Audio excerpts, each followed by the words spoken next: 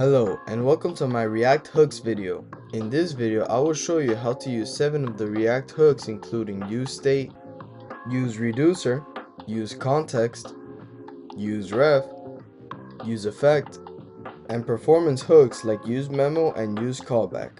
If you find this tutorial helpful, like, subscribe, and comment.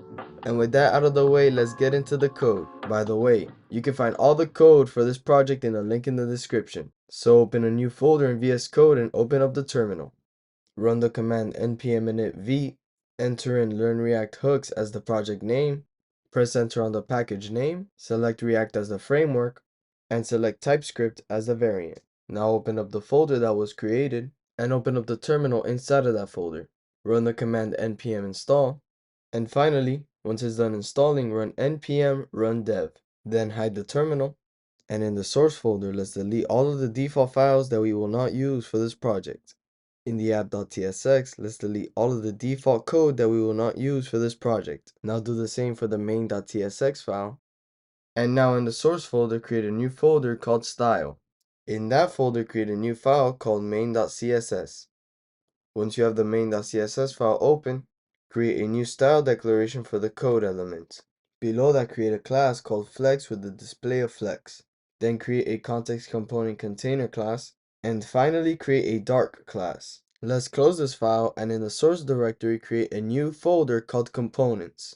Inside of that folder, create a new folder called state, and finally inside of that folder, create a new file called statecomponent.tsx. Once you have the file open, create a new function called stateComponent. Then create two state variables called count and input. We do this by using the useState hook from React. The useState hook allows us to make a value that whenever we change it using the setCount or set function, that it updates the state in the component. In the useState hook, you can have any value of any type. All you need to do is make sure that whenever you change it, that you call the set. You cannot change the value directly in the setter of the variable because that will not update the actual component. Now create a function inside of the state component called increment count. As you can see, it uses the set count function to add 1 to the previous count. Now do the same for a decrement count function. Below that, create a handle input function which sets the input according to the current target of the form event. In the JSX, create a header element, a paragraph element, a div with the class of flex, which contains 2 buttons and the paragraph. Below that, add a div that contains another div and an input. Now close this file and open up the app.tsx file. For this file, all we're going to do is add the state component in the JSX for the app component.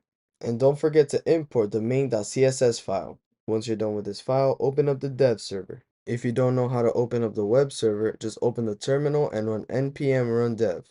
Once it's done running, you should see a link to localhost. Then just click on it. Now, if you open up the web server, you can see that there's 2 buttons, and if you click on one of them, it changes the count in the middle. And if you input on the text field, it changes the input in the paragraph. Now go back to VS Code and delete all the code associated with the state component in the app.tsx. Now close the file, and in the components folder, create a new folder called Reducer. Inside of that folder, create a new file called reducercomponent.tsx. In this component, we'll explore the useReducer hook. At first, create an interface called reducerComponentState. Then create a union type called stateReducerAction. Then create a function called stateReducer. This function will serve as a setter function, but instead of changing the state inside of the component, we change the state inside of a reducer function. This is essentially like the increment count, the decrement count, and the handle input function all in one function. Below that, create a new function called reducer component. Inside, use the useReducer hook to create a state and a dispatch variable. Now provide the state reducer function as the first argument and an object as the second argument for the useReducer hook.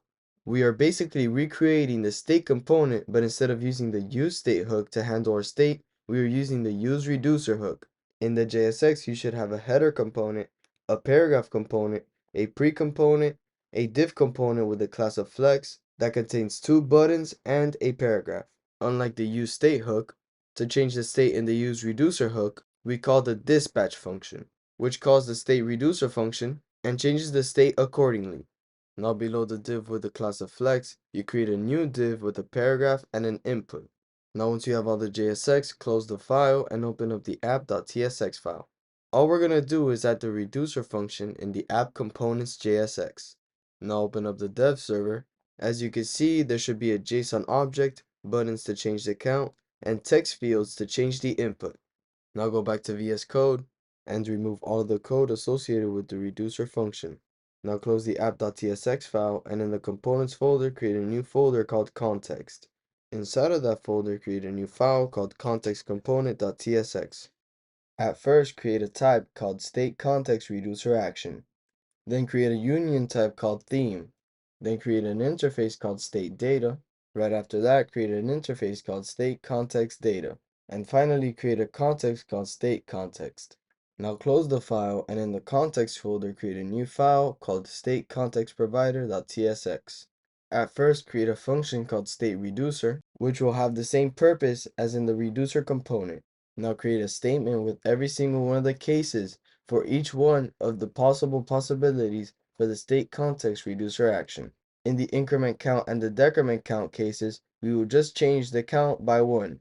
In the toggle theme case, we will change the theme from light to dark and back. In the input case, we'll change the input according to the data in the action. Now below the state reducer, create a function called state context provider. Use the useReducer hook to create a data and dispatch variable. Make sure to input the state reducer and some default state. In the JSX, just input the provider for the state context, and for the value, just input the data and dispatch variables. This will allow all the children to use the same data from the useReducer hook. Now close the file and in the context folder, create a new file called contextComponent.tsx. At first, create a function called contextComponent. In the context component, use the useContext hook and input it the state context. This hook allows us to access the state from the provider for the state context. This allows us to access deeply nested state without passing it into the props. This also allows us to share state between components. Now validate that the state is not null and destructure the state to get the data and dispatch variables. Now in the JSX, create a div, give it the class name of context component container, and add a class name that changes whenever the theme changes. In the JSX, add a header, a paragraph, a pre with the stringified data, a div with the class name of flex that contains 2 buttons, and a paragraph that displays the count. Below that, add a div with the paragraph and an input, and make sure to use the dispatch function on all the buttons and the input. Below the div that contains the input, create a div that contains a label and an input of type checkbox. Once you're done with the JSX, close the file and open up the app.tsx file. In the app.tsx file, all you're going to do is include the state context provider and nest the context component in the state context provider. Once you're done with this, open up the dev server. As you can see, we have the JSON object of the state displayed in the HTML. We could change the count using the buttons. We can change the input using the text field. And finally, we can change the background by toggling the dark theme. Now go back to VS Code, and inside of the state context provider, create multiple context components. Now go back to the dev server. You can see that all the state is being shared between the components. And if we change the state in one of the components, the others react to it. This is what the useContext hook allows us to do. It allows us to share state between components and allows us to access deeply nested state in the component tree. Now go back to VS Code and delete all the code associated with the context component. In the components folder, create a new folder called ref. Inside of this folder, create a new file called refcomponent.tsx. At first, create a new function called refComponent. Now create a new input ref variable using the useRef hook and give it the generic type of HTML input element. The useRef hook allows us to have values that persist even after re-renders. It also allows us to contain references to HTML elements inside our React code. Now create a new function called handleSubmit. This function will display the value of the input and then set the values to nothing.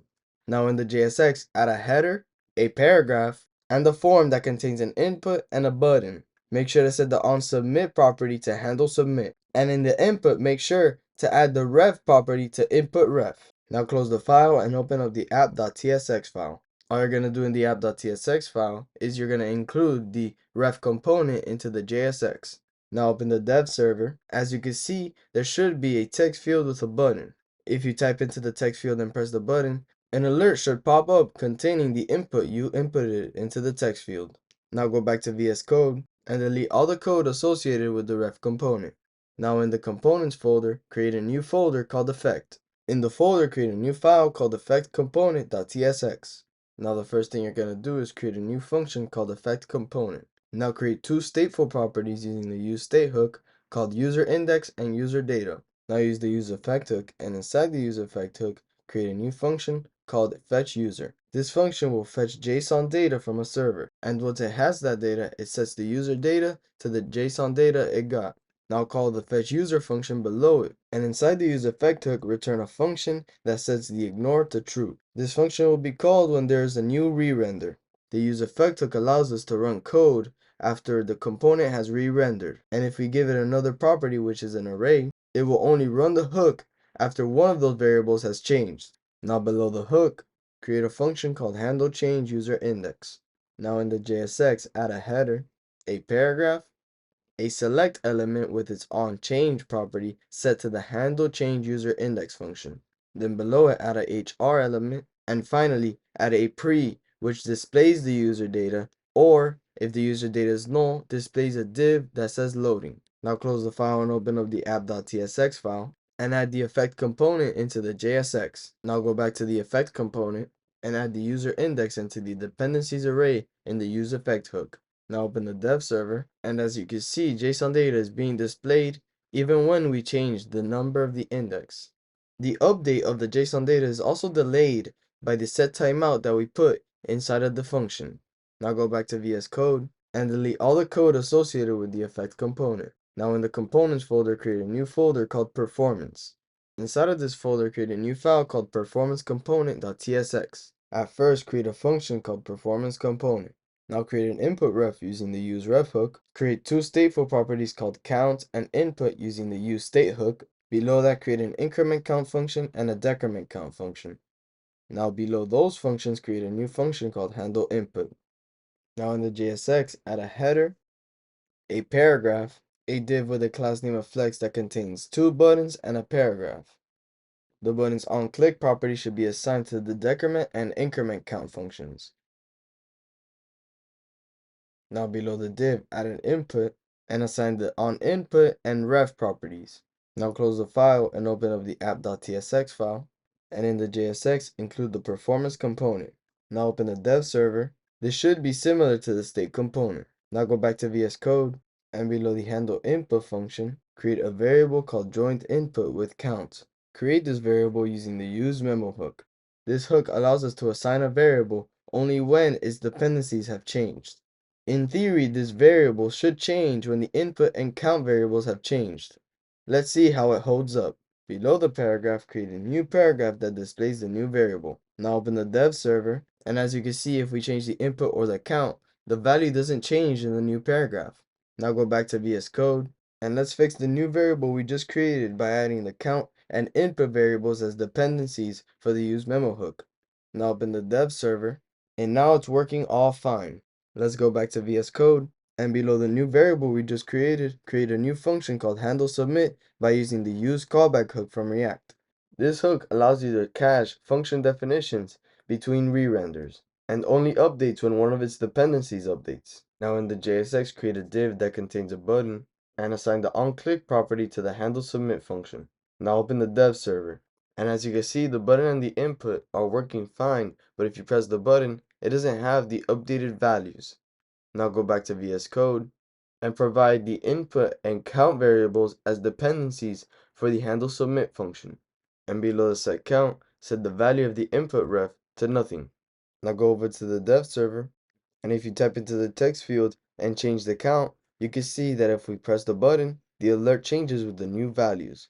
Thank you for watching, and if you have any feedback on the video, please let me know in the comments down below.